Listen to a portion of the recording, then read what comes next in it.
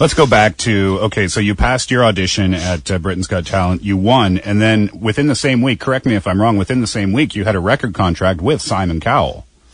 Yeah, it was confirmed the next day.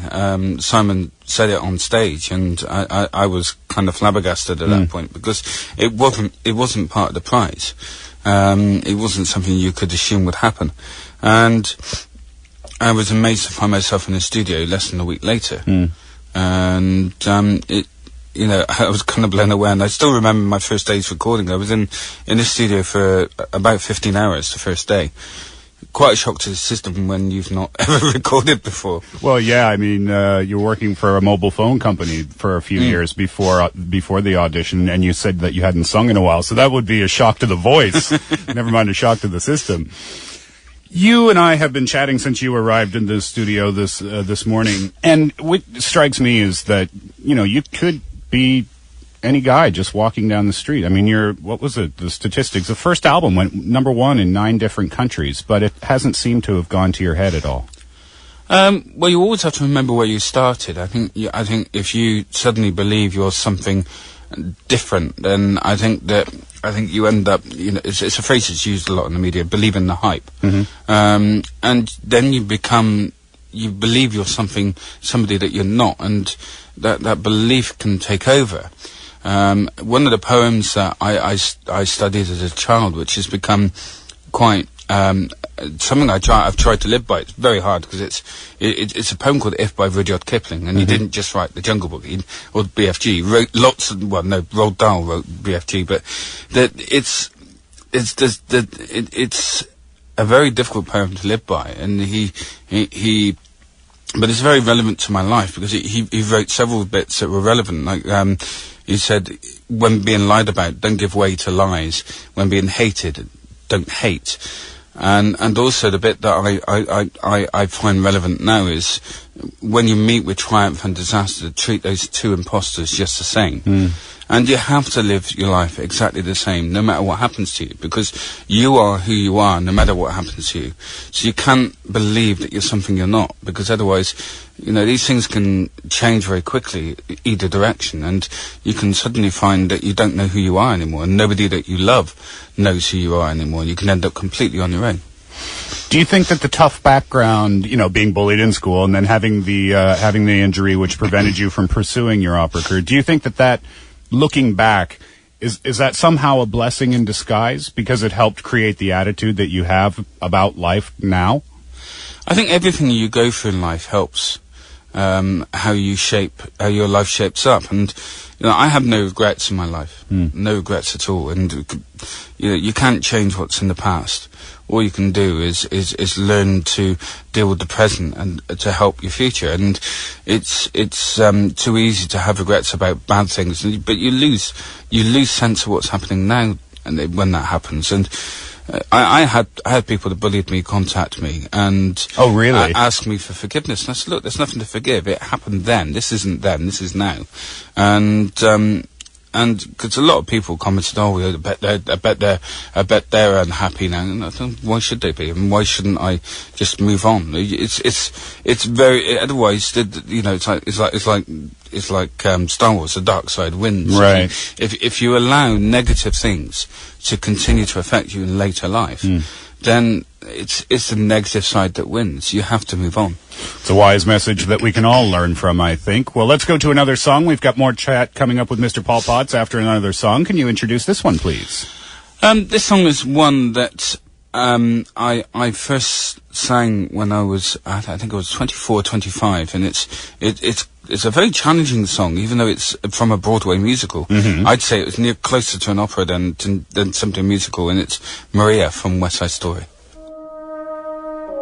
The most beautiful sound I ever heard. Maria, Maria, Maria, Maria.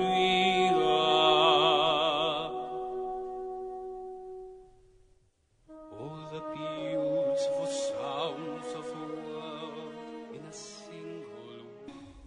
I'll remind you now, probably for the last time, of the prizes that we have to give away. At the end of the show, we have a gift voucher for breads and cookies from Vegan Sticky Fingers Bakery from Washington, D.C. We have the tickets to the drawing show. It's coming out with their second story. The tickets we have are for October 31st at the Myeongbo Art Hall. We have tickets for Round Robin Halloween. Supercolor Super is throwing that Halloween party, that Halloween concert. At the end of the first hour, we gave away the gift voucher for the free gasoline, so that's off the table. But for those other prizes, there are two ways that you can win them. You still have a lot of time to send in your mission statements. The question, I'll remind you, if you had to update your status on your social networking site right now, what would it be? Maybe it would be I'm listening to a Paul Potts interview on the Steve Hatherly Show. That's what mine would be right now anyway. Yes, so, like I said, you still have time to send in your mission statements and answers to your quiz. The quiz question is, orangutans do this to warn people to stay out of their territory. And this is to warn people to stay out of their territory. What is it? Well, I gave you the clue earlier in the program that people do have this ability, but it's not something that you would want to do, especially if you were in... especially if you were in a restaurant, I think I said, it would be highly socially unacceptable.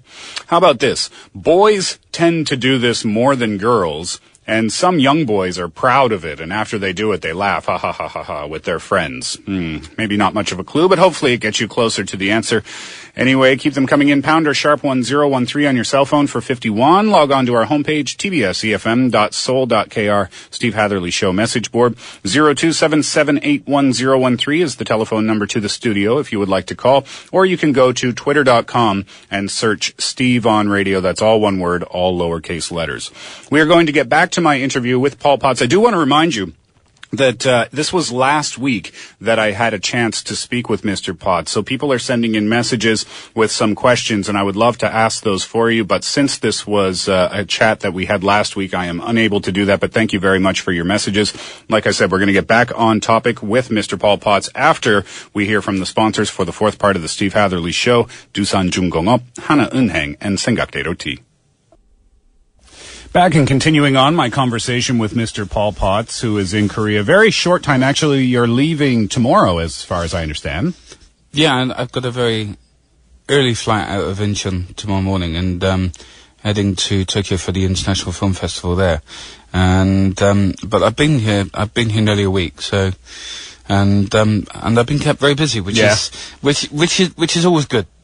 It's good, and I guess it's bad because you don't get as much time to... I mean, do they give you any freedom to just say, okay, we'll meet you at 5, go make yourself busy kind of thing? No, nothing like that. Yeah, I didn't figure as much. Talk about this time in Korea, what you were doing here.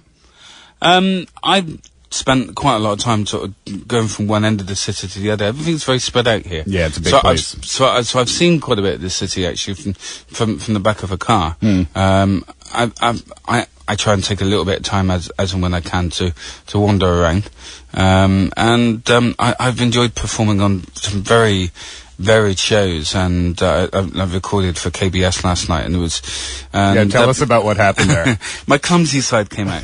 I'm very good at being clumsy, and I told my wife about it. She laughed her head off. Yeah. I walked onto the stage, just strode out as I normally would, head into the microphone, and I didn't see the condensation. It'd been quite a warm afternoon. It turned to quite a chilly evening, and I slipped and fell, almost like I'd been shot, basically.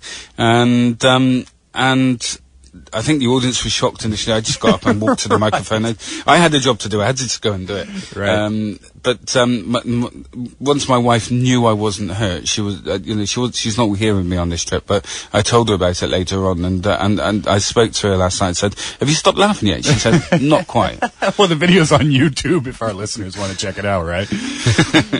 This album, and all of your albums actually, they come out in album form. Let's talk about the music industry these days. It's very common with pop music where an artist will release one single, and they'll make their money that way. They'll have, people sell, or they will sell one song at a time, but you don't do it that way. You do it through album form.